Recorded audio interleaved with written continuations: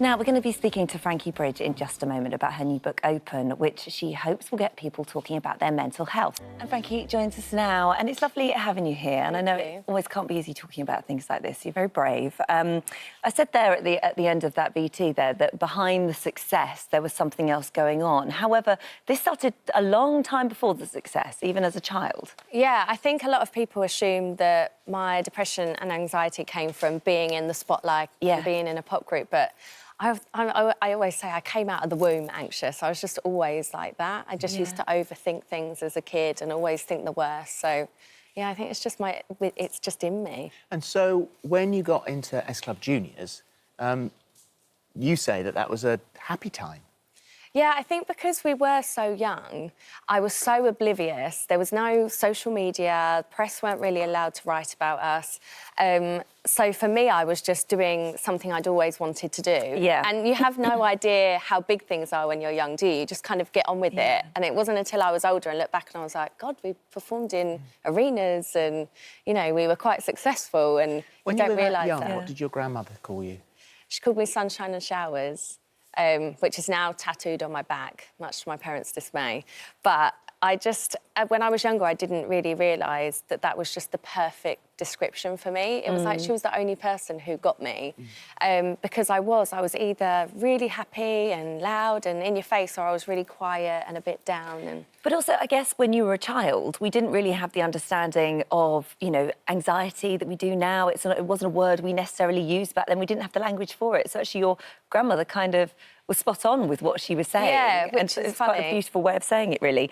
The Saturdays was different to S Club Juniors. Obviously, you're an adult, so, you know, it's free reign. You know, you've got the attention of the press and the spotlight. Social media has erupted by this point, and you were struggling. How aware were the other girls of what was going on? I don't really know. I suppose I can't really speak for them, but I felt like I was really good at hiding it for quite a few years. So it wasn't really until things really came to a head that they were aware, and then it wasn't really until I came out of hospital that they knew the full extent. Sorry, Well, we'll talk about that moment, about the fact you had to go to hospital, because it all centred around the video, My Heart Takes Over. We got a little bit of that.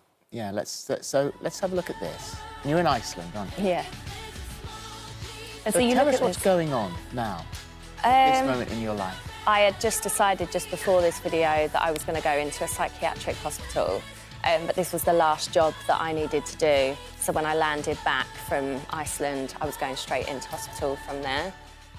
So quite difficult to watch that back, I imagine, because you knew you needed this care, you knew you needed this attention, you knew you needed this help, and yet you had to go and work and sort of finish those things and do those things that were already laid out in front of you that you were committed to do, I guess. Yeah, that was already booked and sorted, so I'd kind of decided with my manager that would be the last thing I would do. Yeah. But it was weird because he was the only person that knew the plan.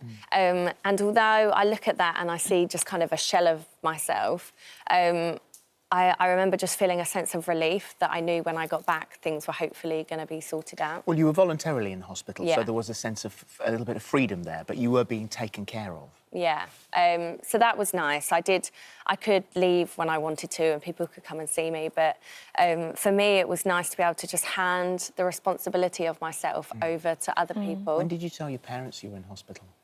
Not until I was in there for about 3 days. And how did they take that? I think they were really upset and I think they were hurt that I hadn't told them, and now I'm a parent, I realise how much that would have really affected them. But for me, it was like almost a sense of shame because I had everything I'd always wanted, everything I'd always worked for, and to turn around to people and say, actually, I'm still really unhappy, I just felt really ashamed of that. And when somebody's going through something like this, it doesn't just affect you, it affects everybody. And I know Wayne has been a real rock for you throughout all of this, but it did impact him, and the worry for you, for this person that you love so much, did take its toll on him too. Yeah, I was really lucky with Wayne because we'd only been together about a year, so he could have easily have, you know, left if he wanted to. But he was a big part of my recovery. He's the person that spoke to my GP to get me into hospital. And he was still playing football at the time, so he was travelling a lot, coming backwards and forwards to see me. And he lost quite a lot of weight around that time, I think, through stress. But he spoke to my doctors himself to understand everything, because for him it must have been really confusing. Yeah. Yeah. You emphasise, and we can't say this often enough on here, you emphasise how important it is to talk. Yeah, because it is the first step into getting help, but it's so easy to say when you're out the other side. Yeah. But it's kind of the only way to feel better, because you feel understood, you feel like people are looking out for you, and sometimes just saying the things that you've been thinking for years, months, weeks, when you say them out loud, sometimes you realise how wrong they are. Takes power away. Yeah, yeah. Well, it's today's the Time to Talk Day. It's an initiative from the charity Mind. Of Yeah. course, ITV runs its own Britain Get Talking with it's a mental wellness campaign about talking to your family. That's supported by Young Minds and Mind as well. And the great thing is, I suppose, now, and there are a great many things wrong with the world, but one of the things that's right with the world is it's now OK to talk out about these things.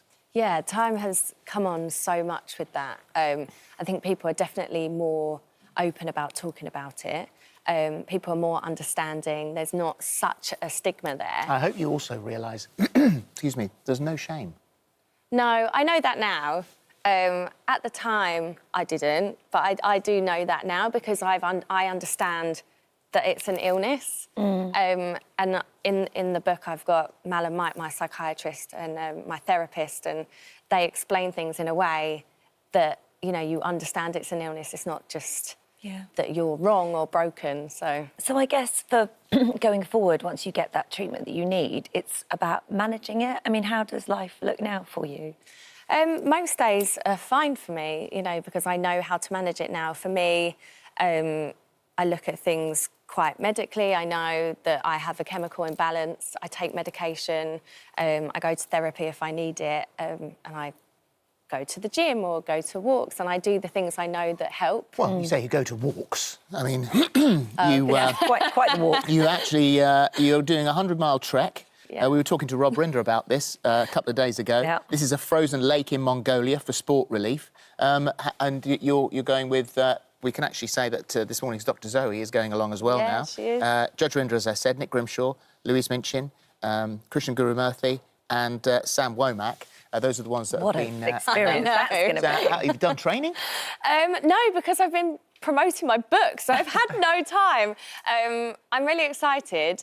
Obviously, it's all in aid of mental health, so I couldn't really say no. Yeah. But for me, it's about doing things that scare me, because then it gives me backup to be able to prove to myself when I'm anxious about something, actually, you're fine. So I'm so excited. It's definitely going to be hard, but Well, it'll be fun. good luck with that. Good luck with the Thank book you. as well. Yes, There it yes. is. That's what we're talking about. And it's lovely to see you. Thank Really you. is. Thank you. guys. Thank you. so Thank much, you. Frankie.